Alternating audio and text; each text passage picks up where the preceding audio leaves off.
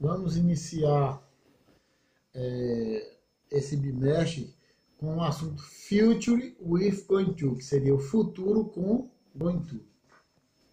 Então, essa é uma das modalidades do futuro na língua inglesa, quando se refere a futuro simples, porque a gente também tem futuro composto, mas isso aí é o chamado futuro simples. Nós vamos trabalhar nesse bimestre duas modalidades desse tipo de futuro, tá? Mas hoje, especificamente, nós vamos usar o futuro com going to. Então, gente, um dos assuntos mais fáceis que tem na língua inglesa é quando se trabalha o futuro com going to. Essas duas modalidades que nós vamos trabalhar nesse bimestre, na verdade, são bem fáceis e práticas. Por quê? Porque você não vai precisar fazer nenhuma alteração ortográfica no verbo principal. O assunto normalmente traz esse grau de dificuldade quando você precisa estar flexionando o verbo, dependendo do sujeito, dependendo do tipo de sentença, se é afirmativa, interrogativa ou negativa, aí você tem que fazer aquela flexão no verbo. Com o futuro, não vai ser preciso isso, o verbo vai permanecer normal e eu vou usar o infinitivo, basta retirar o O. Então aqui você vai ter essa partícula indicadora de futuro que é o going to, tá certo? E normalmente esse assunto, esse tempo verbal vai falar de ações que serão realizadas no futuro, mas que você já tinha pensado antes, que você tinha planejado antes. Então se diz que essa modalidade de futuro seria um futuro planejado. Tá? Não é aquele futuro que você decide de forma momentânea, não. Aquele tipo de futuro que você decide na hora. Não, esse daí é algo que você já havia decidido antes que ia fazer. É como se o dono da casa dissesse para a esposa, olha, não precisa fazer, ele já diz isso de manhã, não precisa fazer o jantar hoje não, porque nós vamos para um restaurante ou para uma lanchonete, não é isso? Vamos comer ou vamos lanchar num restaurante ou numa lanchonete. Ó, se ele está dizendo isso de manhã ou até mesmo meio-dia para algo que vai fazer ainda à noite, é porque ele pensou antes, ele planejou. Então esse tipo de futuro, ele serve para isso, tá? Para falar de ações que ainda vão acontecer, elas podem acontecer ou não, não tem essa certeza toda, mas que já estão planejadas, né? Minimamente planejada. Pode ser que o cara tenha planejado e aí houve um imprevisto que impossibilitou que essa pessoa praticasse a ação, mas que já estava planejada, tá, ok? Então, esse futuro com going to, ele fala de invenções, de ambições, então a gente já tem aqui uma estrutura para I am going to be more mature, I am going to make people look up to me, I am going to change for the better. Então, você observe que a estrutura vai ter sempre esse going to. O que é que vai acontecer? É que alguém confundindo que o verbo que vai ficar no infinitivo possa ter o TO também. E aí lembre-se que o TO que vai aparecer é o TO do futuro com going to. Se você colocar o TO também no verbo, vai ficar TO duas vezes. Então já fica uma coisa desproporcional. Colocar I am going to, então já sabe que depois desse TO, que é da estrutura do próprio going to, o verbo que vem depois, você pode observar aqui, ó, ele aparece sempre no infinitivo, ó, make, be, né, ó, tende, todos os verbos que apareceram depois de going to, eles apareceram no infinitivo sem TO, tá vendo?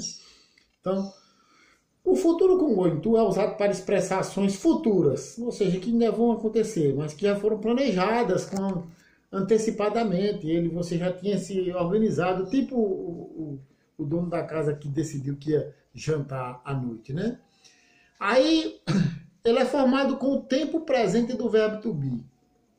Aí eu queria abrir um parênteses para mostrar para vocês como é que funciona gramática. Você está falando de futuro, mas o verbo que você vai usar como auxiliar, como ajudante, é o verbo to be no presente. Então é importante conhecer essa estrutura, porque nenhuma frase do going to vai ficar sem a presença do verbo to be. E quem é o verbo to be no presente? Am, is e are. São essas estruturas que vão aparecer dependendo do sujeito que você estiver trabalhando, né? E depois que você usar esse verbo to be no presente, você vai observar que o verbo principal, eu vou ter um outro verbo, não é isso? O verbo to be é só um ajudante, e esse verbo vai ficar no infinitivo sem TO, para evitar que você não chegue aqui e coloque TO duas vezes. Going to, o cara colocar going to, aí não existe, né? Aí, going to, uma vez, o verbo que vem depois no infinitivo sem esse TO, tá certo? Vamos aproveitar aqui, nessa tabelinha, para dar uma olhada como é que funciona o verbo to be aqui em todas as formas. Eu só não coloquei as formas abreviadas todas, porque não daria tempo, mas você pode observar que da afirmativa e da negativa ainda tem uma abreviação, né? Ainda tem, porque teria uma outra abreviação que eu não estou usando. Então, eu tenho aí o verbo to be na afirmativa, tem o verbo to be na negativa e o verbo to be na interrogativa. E eu estou repassando essa tabelinha para vocês exatamente porque quando a gente começar efetivamente a mexer com as sentenças, você vai recordar que não é possível estruturar a sentença com going to desprezando a utilização do verbo to be. Então, o verbo to be vai aparecer de forma obrigatória. Não é facultativo, não. Você é obrigado, em todas as sentenças, de acordo com o sujeito, utilizar o verbo to be. Então, aqui está um quadro bem ilustrativozinho, com afirmativa, comum e abreviada, com negativa, não as duas, mas eu tenho uma negativa abreviada, e a interrogativa, que vocês sabem já, né? Que não se abrevia a sentença interrogativa. Você só abrevia a sentença afirmativa e sentença negativa. A interrogativa ela é feita ao contrário da afirmativa. Observe se não é, porque na afirmativa eu começo com o sujeito e logo em seguida eu tenho a forma verbal. E na interrogativa não, eu começo com a forma verbal e depois eu tenho o sujeito. Então veja que é o contrário. É o tipo do assunto que o cara diz assim: ah, você entendeu? Ah, entendi mais ou menos. É mentira. Não entendeu nada. Porque você observa que da afirmativa para a negativa a diferença é o note. E da afirmativa para a interrogativa não tem diferença, só se inverte o posicionamento das partes, né? Do sujeito para o auxiliar e agora do auxiliar para o sujeito. É só isso. Então aqui ou você entendeu tudo ou não entendeu nada. Esse negócio de mais ou menos não funciona com o verbo to be, porque esse é o primeiro verbo que se estuda na língua inglesa, mas é um verbo que vai aparecer em outras situações. Por quê? Porque ele é um auxiliar. E o que seria, a grosso modo assim, o que é um auxiliar? É um ajudante. Então, ele aí está ajudando a estruturar sentenças no futuro. Porque não é a forma de passado aí. A forma do passado é o was e o were. Aí são formas do presente. Então, no caso do futuro com going to, o auxiliar to be vai aparecer no presente. Ok, minha gente? Então, vocês já deixam essa tabela esquematizadazinha bem direitinho, tá? E vamos fazer o seguinte, olha, eu vou tentar fazer isso. Eu não posso postar aquelas relações todas das notas de vocês quando você chegou no final, porque eu tenho que primeiro passar para a coordenação e a coordenação vai depois repassar para vocês. Normalmente eles procuram os representantes das salas para passar aquela pontuação que vocês tiveram das aulas.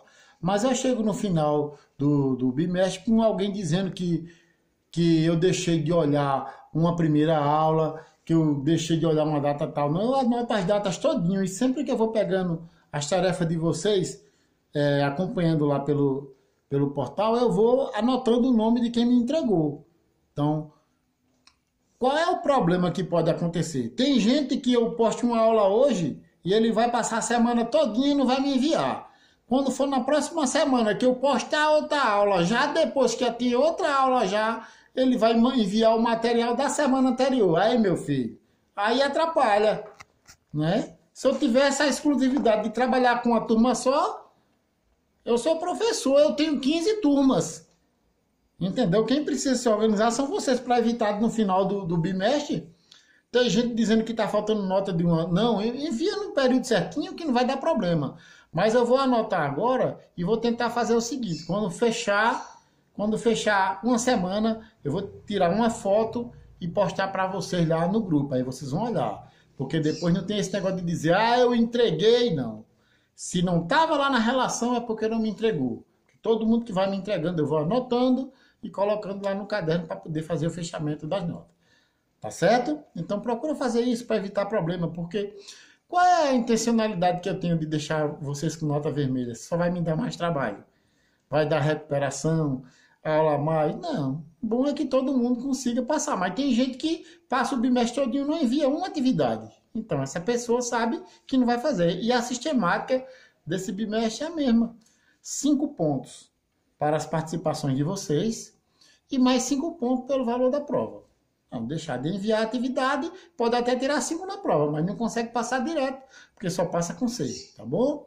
Então, uma boa semana de estudo para vocês, façam tudo direitinho lá, e até, gente, que eu já deixei essa semana todinha para receber esse material, porque a orientação da coordenação era pegar logo depois da aula. Como eu sei que isso vai dar muito trabalho, eu fico esticando a semana todinha para vocês, para receber. Eu recebo à noite, de manhã, final de semana. Por exemplo, hoje eu estava aqui preparando material e encontrei relação de material de gente, tá? Não faço questão não, desde que envie durante a semana, não deixe acumular 2 materiais, que aí não fica sem controle, tá bom?